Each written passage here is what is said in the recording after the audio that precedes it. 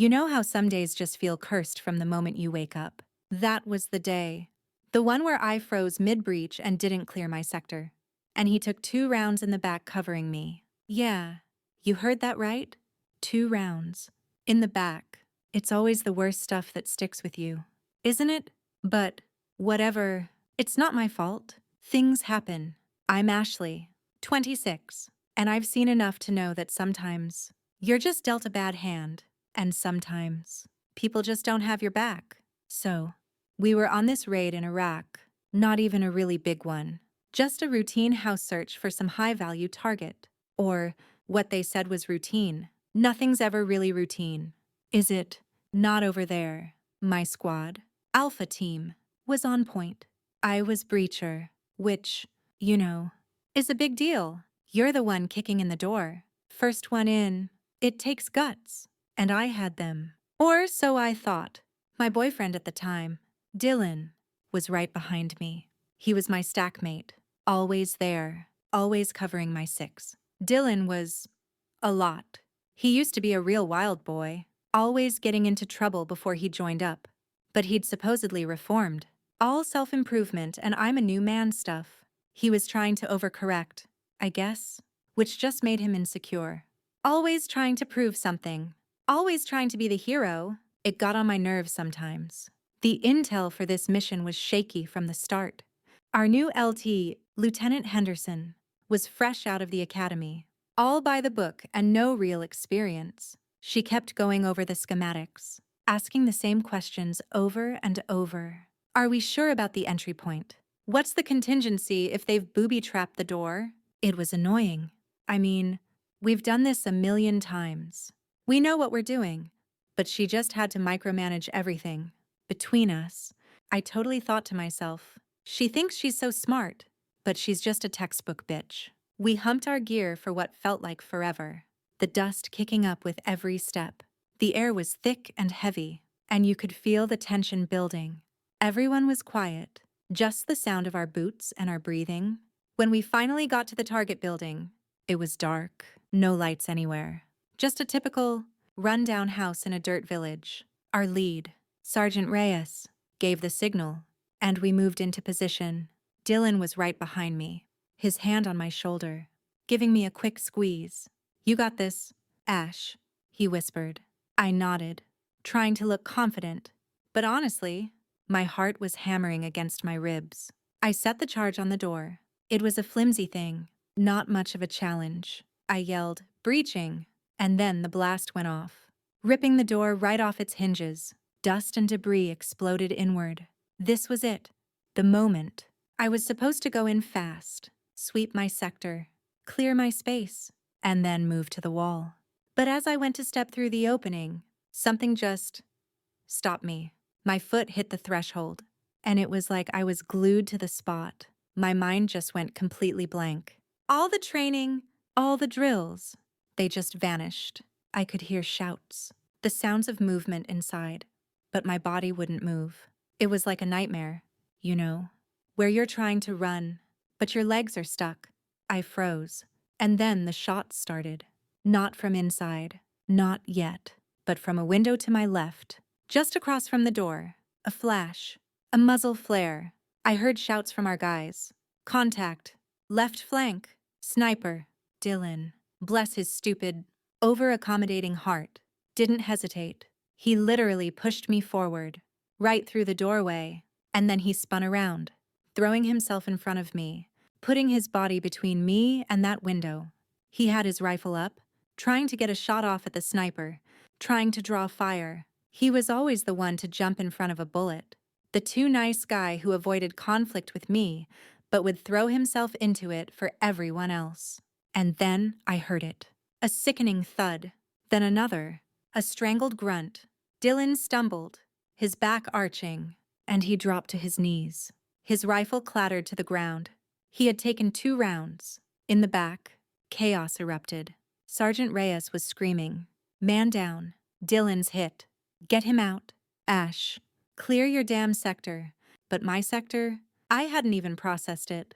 I was just standing there, staring at Dylan on the ground, a dark stain spreading on his uniform. It was like I was watching a movie, not living it. My mind was just numb. I didn't even think to look at the window, to clear the threat. I was just frozen. Our medics were there in an instant, pulling Dylan back, trying to stop the bleeding. The rest of the squad surged past me, sweeping into the house, engaging the enemy. They cleared the house, took down the sniper, secured the area. All while I was just standing there, a useless lump in the doorway. It was humiliating, but also, what was I supposed to do? I literally couldn't move. It wasn't my fault. It was the shock. Anyone would have frozen. And besides, if that sniper hadn't been there, none of this would have happened. It was a bad intel call from the start. Lieutenant Henderson should have known. She's the one who was supposed to be so smart. They medevaced Dylan out. A dust-off chopper landing in a cloud of dust and rotor wash. I watched them load him. Then they were gone. Just like that. The whole mission felt like it was over in a flash. And all I could think was, why him? Why not me? Not in a suicidal way, but in a this isn't fair way. He was supposed to be the new and improved Dylan. And now he was gone. Maybe forever. When we got back to the fob, everyone was walking on eggshells around me. They knew. They saw me freeze. They saw Dylan take those rounds. But no one said anything directly to me. Not at first. Sergeant Reyes just gave me this long, hard look. The kind that says everything without saying a word. Lieutenant Henderson, on the other hand, was all business. She immediately started the paperwork for an official inquiry. Of course she did. She always had to be seen doing the right thing, even if it meant throwing me under the bus. The interrogation felt endless. They asked me what happened, why I didn't move, why I didn't clear my sector. I told them everything. About the dust, the noise, the suddenness of it all. I told them I was trying my best, that it was a chaotic situation, and I made sure to mention the bad intel. The unexpected sniper. They didn't support me. I insisted. They underestimated the threat. They kept looking at me with those cold, judging eyes. I mean, come on, a woman in combat. They're always looking for a reason to say, you can't handle it. If I was a man, I thought, they wouldn't care. They'd just say it was a bad break. But because I'm a woman, it's suddenly an emotional failing. It's always me. Dylan was in critical condition. 2 rounds, 1 in the lung, 1 in his spine. They airlifted him back to Germany, then to Walter Reed in the States. I couldn't visit him. Not really. I was still deployed. And then, the reports started coming in. He was paralyzed. From the waist down. Permanent. My heart sank. Not because of him, not entirely, but because of what this meant for me. This would be a stain on my record, on my life. It was so unfair, and I knew, deep down, that he would blame me. He wouldn't say it directly, but he'd think it. He was a passive-aggressive type, always avoiding direct arguments, but using sarcasm and blame-shifting to get his point across. I could already hear the unspoken accusations. When I finally got back to the States, things were different. My unit didn't exactly celebrate my return. I felt the judgment in their silence, in the way they avoided eye contact. I tried to reach out to Dylan, but his phone was disconnected. I tried his parents, but they hung up on me. It was like I'd been erased from his life. And honestly, it was kind of a relief. I mean, who needs that kind of drama? I tried to apply for positions in civilian security. Places where my military experience would count, but every door was closed. It was always the same story. We value your service, but... And then they'd mumble something about compatibility or team dynamics. I knew what they meant. The word had gotten out. My reputation was completely destroyed. The military message boards, the vet forums, even some public TikToks. Someone, probably Dylan's family, or one of those awful military wife groups that thrive on gossip, had made sure my name was dragged through the mud. She froze. She cost him his legs. She shouldn't be allowed near a weapon. It was a complete social collapse. My manipulative behavior, my tendency to always blame others. It was all out there. My professional destruction was complete. Blacklisted. No one would hire me. My civilian friends, the ones I used to go out with, they started pulling away too. When I tried to plan something, they were busy or had other plans. It was like I was invisible, or worse, radioactive. I'd try to act normal, post pictures of me having fun, seeking validation, but no one commented. No one cared. The comments section under my name on those military social media pages became a cesspool of hate. I tried to explain myself, but they just piled on. They just wanted to see me suffer. I ended up living in a tiny, overpriced apartment in Phoenix, working a terrible retail job just to make ends meet. My financial situation was a joke. I had to cover everything myself, and I barely made enough to pay rent and bills. Dylan, meanwhile, was getting all kinds of benefits, all kinds of support. He was the hero, the victim. He had people rallying around him, raising money for his medical care, for a new adaptive house. And me, I was just me, alone.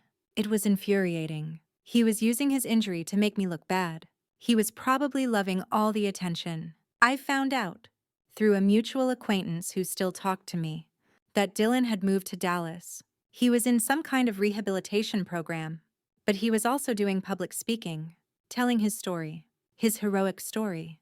He had a new girlfriend, too, a sweet, quiet physical therapist who he met at the hospital. Someone who, I'm sure, was just a total simp for him. Someone who would cater to his every need. Someone who would never challenge him.